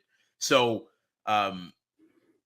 yeah, Rand kind of took advantage of the cap space they had, those holes, plugged it in with a lot of kind of veterans, above average caliber players. And hopefully with the guys they've been drafting this year and last year, when those guys they've brought in this year start to age out, right, hopefully you have natural replacements in-house to where you don't have to be so dependent on outside guys moving forward. So I think it all makes sense if you look at what the Titans are doing, because they were so talent deficient. Ben Arthur of FoxSports.com joining us here on Main Street Sports today. And Ben, that last phrase that you just used, so talent deficient, as you talk to people across the league, did people realize at the time that some of those draft picks were made that this was the way it was going to wind up? I know the draft is a crapshoot at best on the front end, and you don't necessarily know, but did people know? I mean, did people know that John Robinson was not doing a great job in terms of evaluating talent from the get? Yeah, I think initially people gave the benefit of the doubt to the Titans, right? Because we can talk about how John Robinson's tenure ended, but at the beginning it was great, right? Like, we know what the Titans were before he got to Tennessee. That first draft class: Kevin Byard, Derrick Henry, Jack Conklin the year after that, 2019, Amani Hooker, Jeffrey Simmons, David Long Jr. So they had a lot of success early, right? And kind of culminated in what was it, that 2021 number 1 seed run. And so they had, they were able to assemble some good teams, some good, good players. They drafted well in the beginning. But then I think right in the latter years, just some risks that didn't pan out. And that happens, as you said, Mo, like you don't, I mean, it's a crapshoot a lot of the times, but you just think back, right? Like Caleb Farley, there were all those red flags, right? When he was drafted, and there was the upside, right? Everyone knew what the upside was, but all the red flags, and from a physical standpoint, and all those have kind of turned out to be true. Julio Jones swing and miss, right? He had the red flags in terms of the soft tissue stuff at the end of his tenure in Atlanta. Those things came to manifest itself with the Titans only lasting, 10, 11 games. There are so many moves like that. And then the A.J. Brown thing, right? I can't forget about that, right? And you're being kind in not mentioning the Isaiah Wilson situation. I forgot. Yeah, I've been forgot. There's so many moves, right? Right. And that's the thing. There's so many. And so, that goes back to my initial point, right? Like in the beginning with John Robinson, they did a good job, right? But then in those last 2 years to 3 years or 2.5 years or so, the bad draft picks, the bad trades, all those things add up to where you had what the Titans were last year and in 2022. So I think, to go back to your initial question, no, I don't think anyone around the league was really all that, like people were saying, oh, the Titans have no idea what they were doing, because the years before that, it seemed like they knew what they were doing. And remember how the talk was just a few years ago about the culture that Mike Vrabel has in Tennessee, and everything seemed so great. And then it kind of came crashing down. And so I don't think anyone really predicted it. But I think, again, one move after another bad move over years, it just kind of builds up. And so that's kind of what happened. Wade? I was just thinking, a field goal by the Bengals misses in the playoffs in that 2021 postseason, and who the heck knows what happens, and who the heck knows if we're having any of these conversations right now. Football is such a wild game played on such razor-thin margins. But, Ben, you make a great point that a lot of these moves early were working, and it maybe just bought some, false credibility, or just kind of a sense, a house of cards almost type situation emerged. And then, it seemed like last year at points, maybe even the last 2 years, you look out and on certain Sundays, and 2 years ago, especially with the injuries, you're like, some of these guys are borderline, shouldn't even be on practice squads, let alone playing meaningful minutes. So to both of y'all's points, that is a tremendous thing. One thing I did want to ask you before we get you out of here, Ben, though, is the Titans open up at Chicago. We have the Texans at Indy in week 1, and the Jags are at Miami. How does week 1 play out in the AFC South? To me, it seems like the Titans got a pretty solid matchup. You would assume the Jags are going to be a little bit of a underdog on the road at Miami, and then Texans at the Colts. How do you break down week 1 in the AFC South next weekend? Yeah, it's going to be fascinating. I think, let's kind of take it team by team. I think the Titans, look, the Bears should look like a sneaky good team. Like, we don't know how rookie quarterbacks pan out, and who knows what Caleb Williams, I think he's going to be great over time, but they have a good team around him. They have a great defense. Kevin Byard, of course, is on that defense, but they have a really good secondary, good front, good weapons around. He has 3 guys who should be like number 1 receivers: Odunze, was it DJ Moore, Keenan Allen. So I don't think it'll be a cakewalk for the Titans, especially playing on the road. But I think, to Callahan's credit, when your starters do get so much time in the preseason, it does maybe limit the chance of maybe getting caught off guard a little bit week 1. And so I do like the Titans' chances, even though the Bears, I think, are a sneaky good team in the NFC. I think what we've seen from the Titans in the preseason, how that offense is looking, the moves they've made, I think they're in good shape. the Texans Colts game should be a lot of fun because the AFC South came down to that in week 18, and there's been a lot of chirping back and forth, particularly early in the offseason, like between CJ Stroud and Zaire Franklin. And so that's going to be a really fun matchup in Indianapolis. And again, I think the Colts are a really massive wild card. Like if Anthony Richardson pans out, if he stays healthy, if Jonathan Taylor stays healthy, I think they have the best chance of toppling the Texans and the AFC South from a pure upside standpoint, right? So that's going to be a fun game, and it's in Indy, so I wouldn't be so shocked if the Colts won that game. And then, like you said, tough go for the Jags in Miami, probably. So I kind of like the Dolphins in that game, but yeah, if I had to say, I think Titans probably get the win week 1 against Chicago. Colts beat the Texans, kind of put people on alert a little bit, and then Miami kind of takes down the Jags to start the season. I had completely lost track of this, but can either of you gentlemen name the Colts backup quarterback right now? Well, they have Sam Ehlinger. But he's listed as the third, and he might be on his way out. Who is the true backup quarterback for the Colts right now? And it is a household name. Let's put it that way. It's Joe Flacco. Right, there we go. Yeah, I was unaware that I knew Flacco was gone from Cleveland, but I didn't know that he was in the AFC South. So that was news to me when I was scrambling through the depth chart there today. It's news to me as well, and we could be treated. We could be treated to a little Flacco mania yet again at some point about Richardson's injury issues. Mm-hmm. Well, and you just feel like Richardson's kind of boom or bust, I think, for Indy. Yeah, I mean, I don't know. I trust Shane Steichen. I think he's going to put Anthony Richardson in the best chances, opportunities to succeed. I mean, look at what he did with Gardner Minshew last year. They had a top 10 offense, top 10 scoring offense with Jonathan Taylor missing 7 games. Their right tackle missed 7 games. Anthony Richardson obviously wasn't there. They had a lot of injuries, a lot of different issues going on around the team. Still had a top 10 offense. Gardner makes the Pro Bowl, I think, as an alternate. And look, there's a whole part of Steichen's playbook that we haven't seen with Anthony Richardson.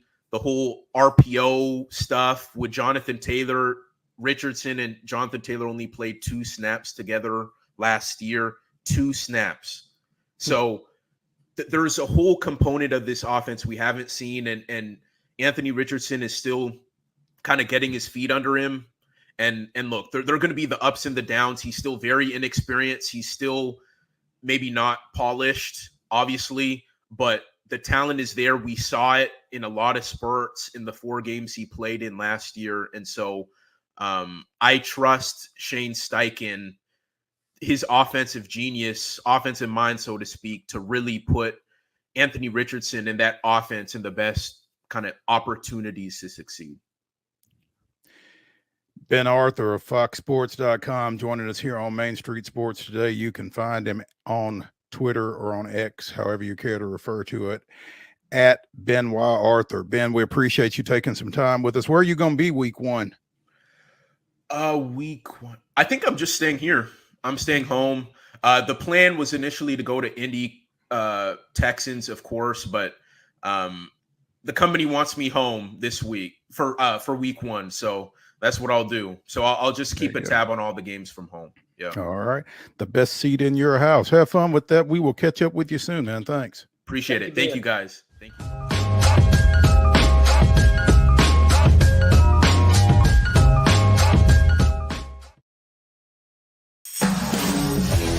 We thrive under the lights. A city of performers. Putting on one heck of a show. Headlining night after night.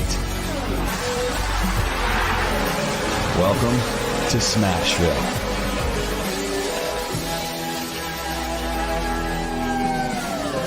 Whether you're an athlete or a weekend warrior, when it comes to your performance, don't settle for anything less than excellence. We're proud to announce that Mid-Tennessee Bone and Joint Clinic is now Tennessee Orthopedic Alliance of Columbia, where we are redefining sports medicine and orthopedics. Tennessee Orthopedic Alliance's team of expert sports medicine physicians understands the unique demands of your body. TOA Columbia specializes in personalized orthopedic care, offering state-of-the-art treatments for everything from sports injuries to joint replacements. Learn more at toacolumbia.com. With Lee Company technology, the best handymen are hands-off. Lee Company techs have been using visual findings and other smart technology tools for years to add transparency and virtually take customers along. You see what we see, whether we're in a crawl space or on a roof. With Lee Company, technology helps us help you, no matter what's happening in the world or at your house. Jones & Lang Sporting Goods here in Columbia has been outfitting teams, officials, and anybody else from T-ball to college for 50-plus years. Be sure and check them out at 931-388-8060 or online at jonesandlang.com. Jones & Lang Sporting Goods, the look of a winner. Zion Christian Academy, zioneagles.org or 931-388-5731. You can schedule your appointment. Go tour their campus. It is beautiful over there, and you're definitely going to want to see it. Again, it's zioneagles.org. Give them a call, 931-388-5731, and schedule your tour today. Piggly Wiggly, located in Neely's Mill Shopping Center, is Columbia's locally owned and operated Cost Plus 10 grocery store dedicated to serving the community with low prices and smiling faces. Piggly Wiggly offers fresh, hand-cut meats daily, as well as daily hot plate lunches from their deli counter. You're certain to see smiling faces and a helping hand when you're here at Piggly Wiggly. Come by and check out our fresh produce, high-quality meats, and more. Down home, down the street, we'll see you at the Pig. Nashville Sounds Baseball is back in Hit City for the 2024 season. Spend your nights and weekends at the ballpark with weekly giveaways, fireworks shows, throwback deals, live music, and more. Top talent will take the field at First Horizon Park against the AAA Minnesota Twins, Baltimore Orioles, Atlanta Braves, St. Louis Cardinals, Cincinnati Reds, and more. Tickets start at just $10 and are available now at NashvilleSounds.com. We will see you in Hit City.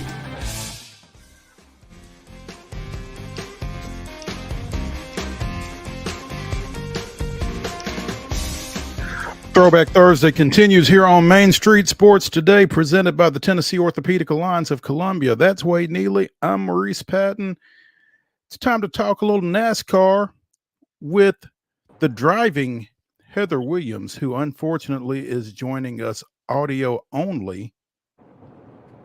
And so, Wade, our question at the top of the show will remain unanswered. Heather, we were concerned, or we were curious how you would be attired for your appearance today in light of the two-time defending Super Bowl champion Kansas City Chiefs opening their schedule tonight at home against the Baltimore Ravens. Well, I'm still in a work polo at this point because I am driving from a work trip. But when I get home, by the time kickoff starts, I will be wearing the same Riding with My Mahomie t-shirt that I wore during the Super Bowl to keep that mojo going. Riding with my Mahomie. I like it. And props for not wanting to leave anything to chance. Even though it's only the season opener, you're going right with the good vibes straight from the Super Bowl, it sounds like. Well, everybody I've talked to this week, at least in my circle, and I think they do this just to torture me, is got money on the Ravens. So apparently people outside of the Kansas City circle don't have much faith in the Chiefs this week. So we gotta, continue to prove people wrong, even after two straight Super Bowls and 3 of the last 4 years or 4 of the last 5 years and 5 straight AFC championship games. People still keep picking against Patrick Mahomes for some reason. Well, I wonder though, Heather, if they are banking on 2023 regular season Kansas City and not 2023/24 postseason Kansas City. If they're banking on that, then they probably haven't been paying much attention to what the Chiefs did in the offseason. I mean, Hollywood Brown is not going to play the first couple of games, but they easily have greatly upgraded their receiving core from last year. even if Rashi Rice ends up getting suspended at some point this season, which it looks like it's probably going to be next season before that happens, they've added Xavier Worthy out of the draft. They added Hollywood Brown, who should be healthy in a week or two.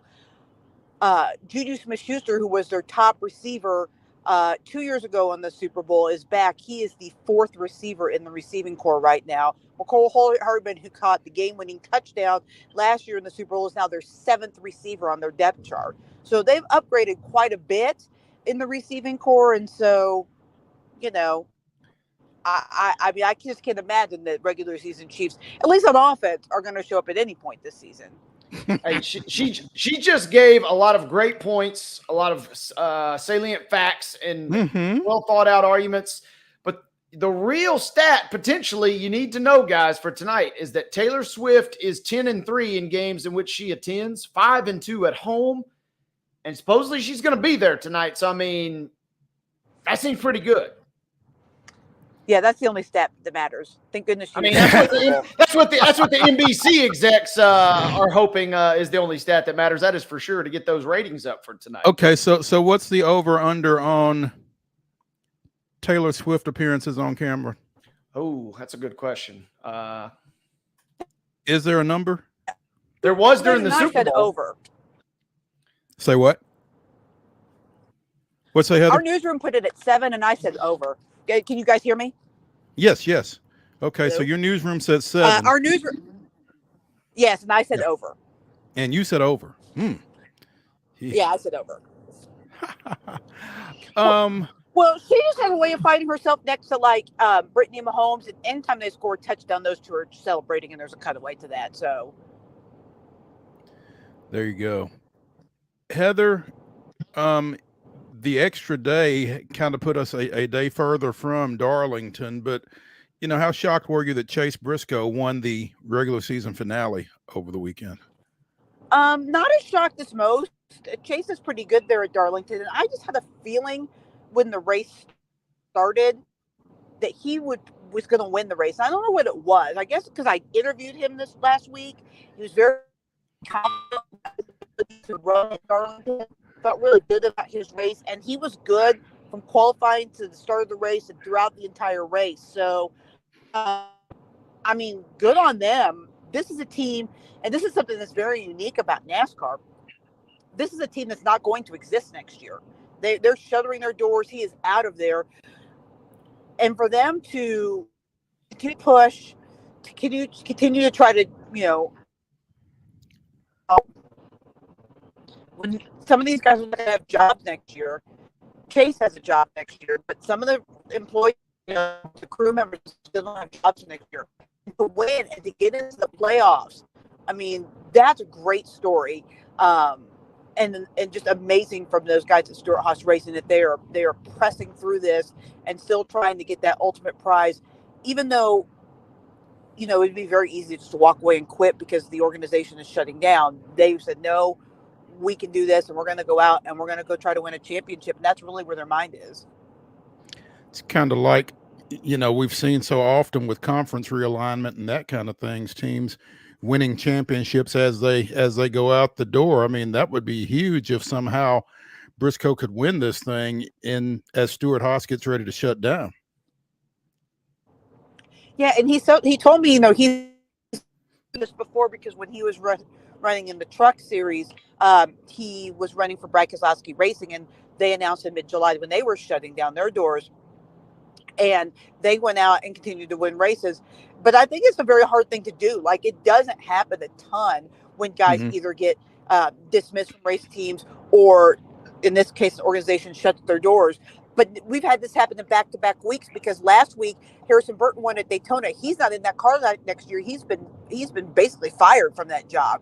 So it's really fascinating to me that these guys that don't really have much alliance or racing for these teams are still racing hard and still trying to win a championship. Heather, with the way the schedule is kind of unfolded over the next 10 races or so, how important is it? Obviously, win at all costs would be preferred, but how important is it to get off to a great start this weekend in Atlanta for most of this field in your mind?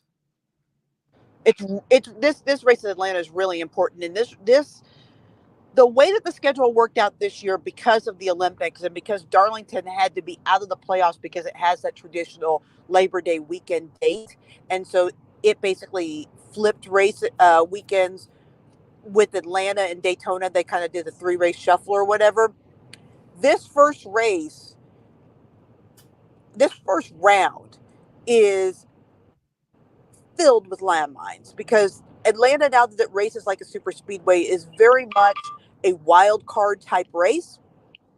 Then you have a road course in Watkins Glen, which is the first time we've had a true road course in the playoffs. And then Bristol, which you know how Bristol is. So this is really like the survive and advance round, right? So if you can just get out of Atlanta and not wreck and get a good finish and get a few stage points or even get a win, and the same with the next two, you're probably going to be in pretty good shape. There's going to be at least one, maybe two big name teams that are probably going to get caught in a wreck this week and then find themselves scrambling the next 2 weekends of the playoffs to advance. The way happened that you to Joey kind of, Logano last year. I'm curious, the way that you laid those 3 tracks out, Atlanta, Watkins Glen, and then Bristol, what do you think the drivers, the 16 drivers, how do they feel about it? Or is it kind of just personal preference? Is there a general consensus amongst the group, you think? Oh, yeah. I had the chance yesterday. The reason I'm on my way back from Charlotte is I went to NASCAR playoff, talked to all 16 drivers.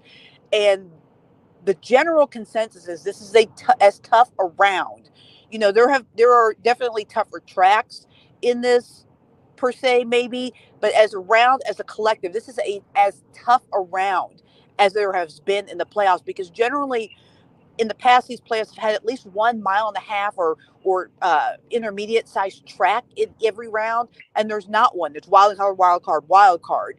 And so this is going to be hard for them to navigate. And some of the bigger name drivers are legitimately concerned about this and really more in defense mode than offense mode through this first round, because with so many drivers and only, and 4 are going to be eliminated after this first round,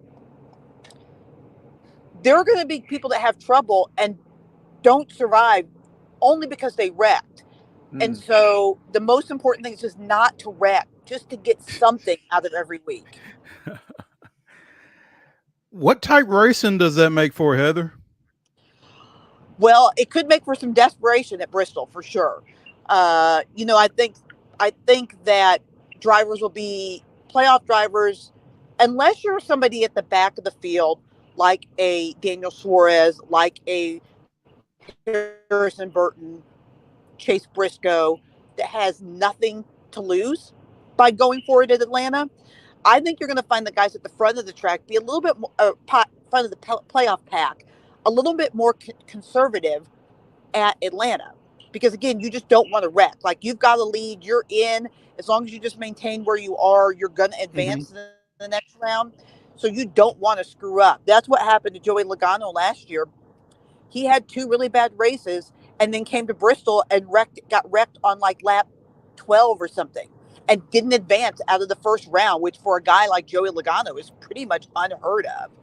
So people look at that, they're like, whoa, we just got to have a good finish here so that we have a chance when we get to Bristol. So that's really, it's going to be kind of a tale of two strategies, if you will. Heather Williams of WCYB TV in Johnson City joining us here as we talk a little NASCAR, getting ready for the playoffs. We've got 3 races that will involve the round of 16, as she mentioned. Atlanta this coming weekend, followed by Watson Glen and Bristol. We will then cut to 12 and go to Kansas.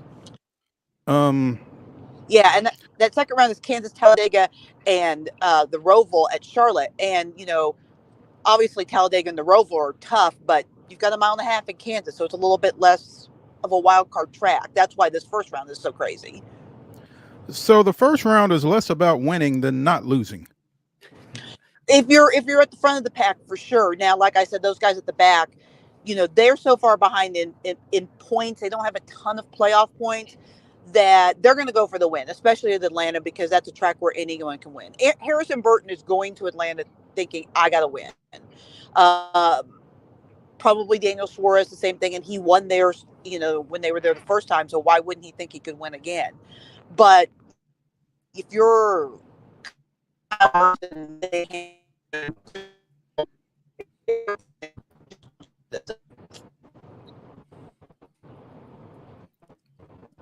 okay.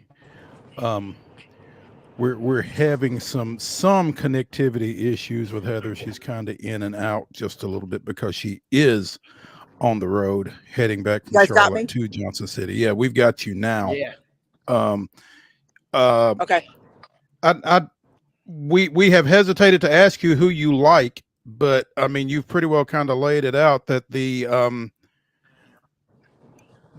front runners aren't necessarily going to be favored to win this one this week. Not this week necessarily. Plus, if you look at the guys that are in the playoffs, the guys that have been generally good at Atlanta aren't necessarily the guys that are running at the front of the pack. I'll be honest with you. I look at this week in Atlanta, and I actually see a great possibility that someone not in the playoffs is going to win this week in Atlanta. I really look at the guys like Chris Buescher, Ross Chastain, and Bubba Wallace, who feel like they should be in the playoffs, because here's the crazy thing about all three of those drivers. They finished ahead of 5 drivers that are in the postseason on pure points, but they didn't win a race. They're not in. Wow. So they're going to be mad going to Atlanta, right? They're going to want to prove some stuff here in the postseason. So I think there's a really good chance that one of those 3 drivers, and you could even throw Kyle Busch into that too, because Kyle has a win streak, consecutive season win streak that he wants to keep intact. And he was awful close. He finished second in the last 2 races of the regular season. I think one of those drivers has a really good chance of winning this week in Atlanta. And I guess if you do that, if you're one of those, then you still got a chance to feel good about the 2024 season. Yeah, we didn't make the playoffs, but we did get a win.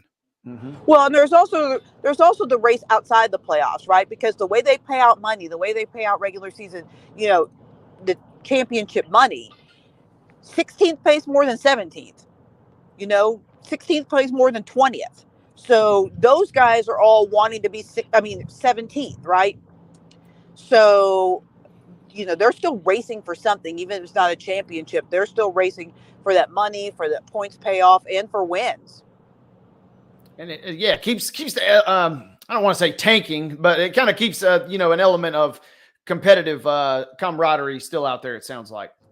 Well, these guys want to win no matter what. I mean, yeah, they could be racing go-kart or shopping carts in the parking lot, and they're gonna, want to come in first. But, yeah, it definitely keeps it interesting throughout the year, summer. Yeah, always good to have a little extra skin in the game, no doubt. A little extra money in the pocket never hurt no one, even if you're a NASCAR driver. Nobody, exactly.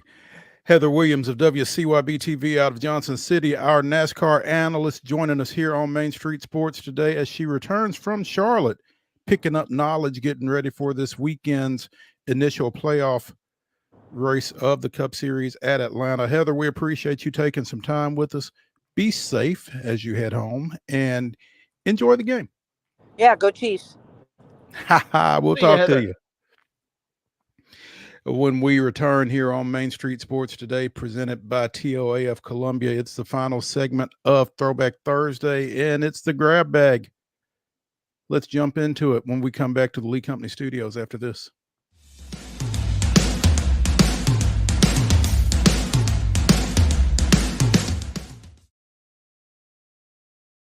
Robertson County Chancery Court is hosting an in-person court auction Saturday, September 7th at 10 a.m. Buy up to 9.46 acres of beautiful Robertson County land, selling in 2 tracts. Each tract includes water and approved soil areas. Located at 4637 Boyd Holland Road. Join us Saturday, September 7th at 10 a.m. Sale subject to court approval. For more details, call 615-384-5650 today. He shoots, and he scores!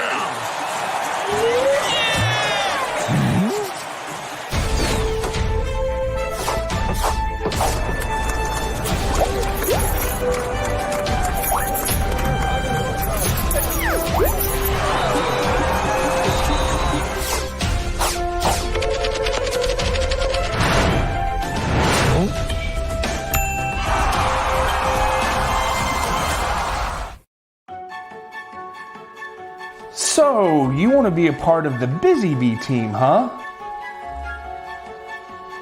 Well, how do you see yourself fitting into the organization? Oh, I get it. You want to be a weather bee.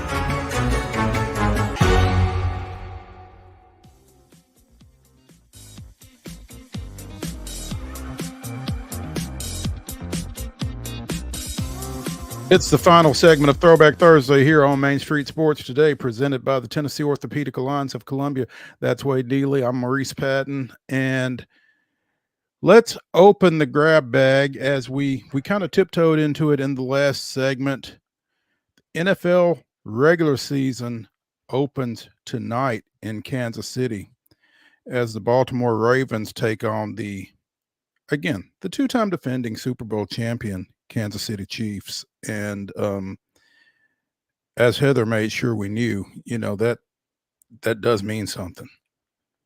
She is fired up. I give her props. She is a ride or die, and her and all of the Mahomies will. I don't know. This is gonna be a fun game tonight, I think. I still am just curious to see if the Chiefs come out and just pick right back up where they left off, because they had the defensive the contract issue last year to start the season. I mean, they kind of didn't really get going and find their stride till it felt like at least halfway through the year last year. Yeah. I just feel like that's going to be such an oppressive environment for Baltimore to walk into. I mean, again, the two-time defending champs, they're at home. They're a 3-point favorite, Kansas City is, for what that's worth. But, you like to think that home road doesn't mean a lot at the professional level, but I feel like it's going to get loud in there at some point. And with an offense that, is not always on point, I think I just kind of like the Chiefs in this one to kind of take care of business as much as anything in front of their home crowd. Thursday night, the entire nation is watching. I mean, if they're watching NFL football, this is the only game in town. So everybody's eyes are on this thing tonight. And I think the players do kind of respond to that a little bit. So I don't know. Which Lamar Jackson do you get? How big is that? Yeah, I'm on the opposite side, though. I feel like this is the Ravens' time to shine. Mainly, not as much because the Chiefs. I do think there will be just a little. Man, I mean, at the end of the day, we went through the wide receivers. Xavier Worthy might be, one of the best receivers he's got outside of Kelsey, who's, a freak of nature. I mean, Mahomes has really done some magical things with a tough receiving core the last year and a half, it feels like. Give me Lamar Jackson on the road or not. Two-time MVP. They got the Night King. King Henry will be, man, he is going to look extra menacing in that new uni tonight. We and some friends were talking about that today. He is going to look absolutely imposing out there. They will be creative with him. I think the Ravens can sneak a win out tonight. I think it's going to be a good game. I hope that it is. I hope it's not one of those games where everybody comes out and it looks like a glorified preseason game in terms of miscues tonight. I don't think, and I kind of feel like I'm going out on a little bit of a limb right here. I don't think this can't be a good game.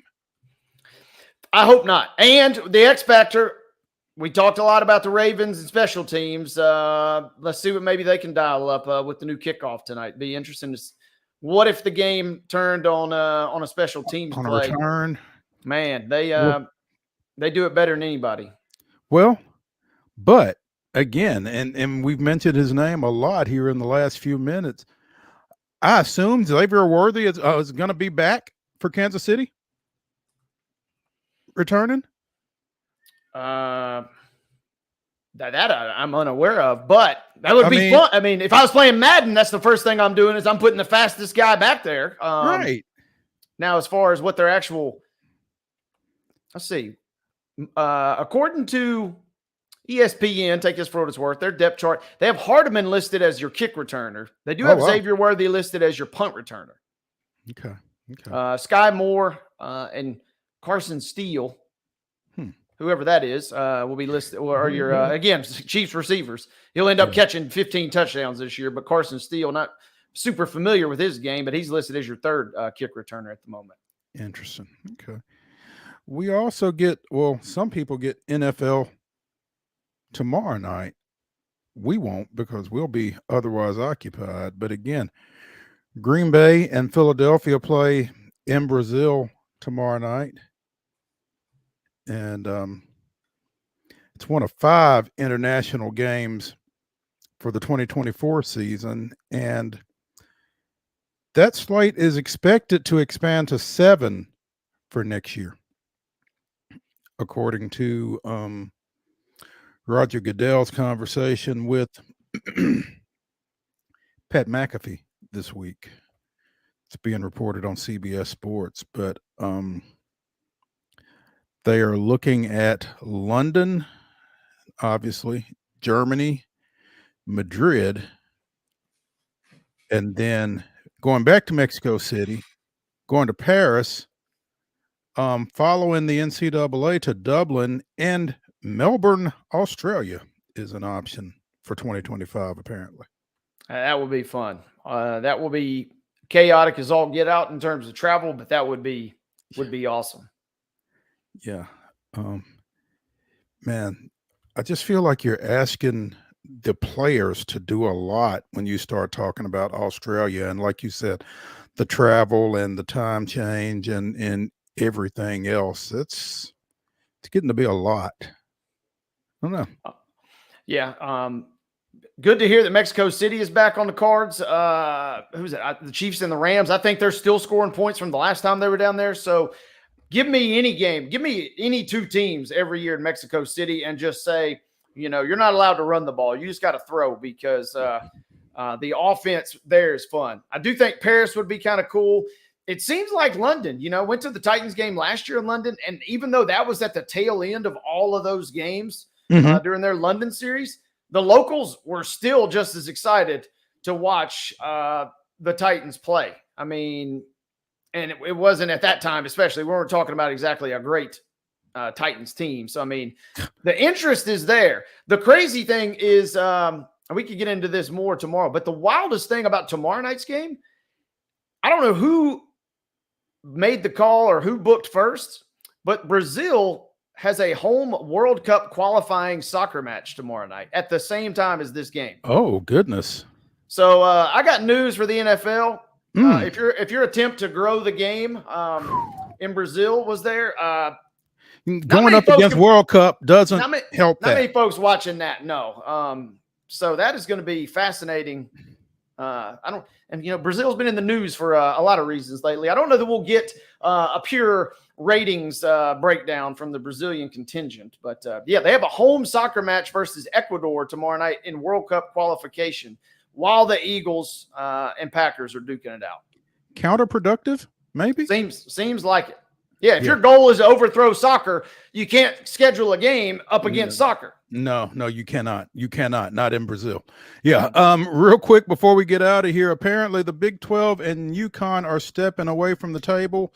We talked about discussions of the Connecticut school coming into the largely Midwest/West conference. Those conversations are being dialed back at this time. Although Big 12 Commissioner Brett Yormark is still largely in favor of the move. So, yeah, stay tuned there. As realignment turns, right? Exactly. Never goes away. Hey, that's going to do it for the Throwback Thursday edition of Main Street Sports Today, presented by the Tennessee Orthopedic Alliance of Columbia. Come back with us to the Lee Company studios right here at 2 o'clock tomorrow as we get you ready for the weekend with some college football talk, among other things. That's Wade Neely. I'm Maurice Patton. Again, we will see y'all right here in the Lee Company studios at 2 o'clock tomorrow. Have a great Thursday.